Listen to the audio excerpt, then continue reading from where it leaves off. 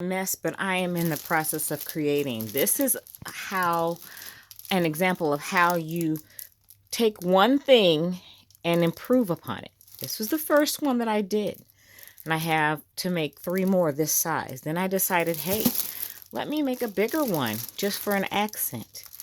Well, the paper is not very long and it'll work for now.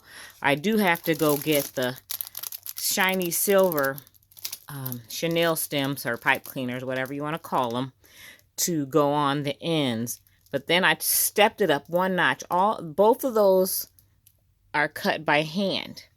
Then I took it all the way to the top and made one. I designed a pattern on my Cricut to fit the circle that I made. And this one has the shrink wrap on it. So this one looks a lot more professional.